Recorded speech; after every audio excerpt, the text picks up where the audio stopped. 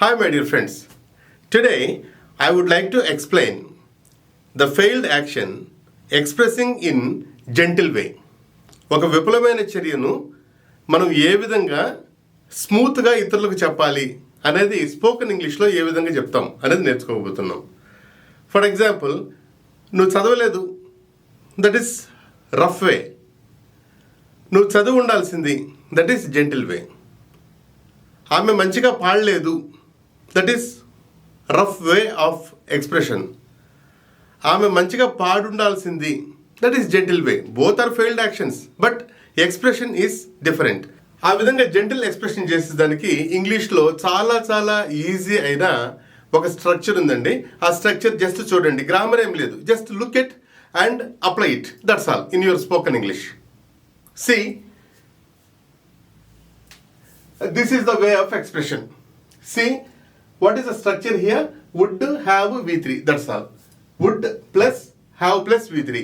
Would have, not would have. Would have. This is called assimilation, just like assimilation. Would have.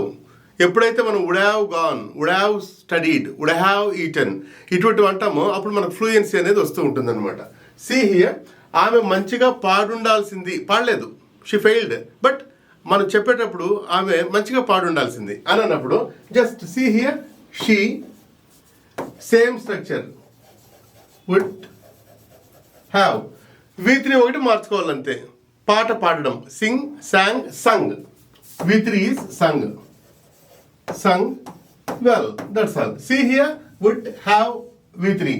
Would have V3 అంటే ఏంటంటే విఫలమైన చర్యలను మనము కొంచెం పాలిష్డ్గా చెప్పే పద్ధతికి ఈ స్ట్రక్చర్ వాడతాం. దీని స్ట్రక్చర్ అని కూడా గుర్తుపెట్టుకోకండి, వుడ్ హ్యావ్ V3 గుర్తుపెట్టుకోండి అంతే. స్పోకెన్ ఇంగ్లీష్లో అంతా జస్ట్ గ్రామర్ గేమర్ అంతా ఏం ఉండదండి, జస్ట్ ఆ స్ట్రక్చర్ గుర్తుపెట్టుకోవడం, దాన్ని అప్లై చేయడం, that's all.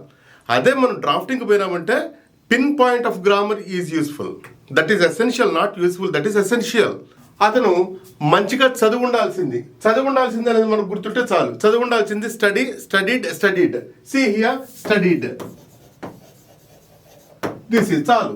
See would have అనేది మనకు తెలిసే ఉంటుంది. అతను he would have studied well, he would have studied hard. అతను కష్టపడి చదువు ఉండాల్సింది, చదవలేదు, ఫెయిల్ అయినాడు. He failed in the examinations, anyhow he would have studied well, right.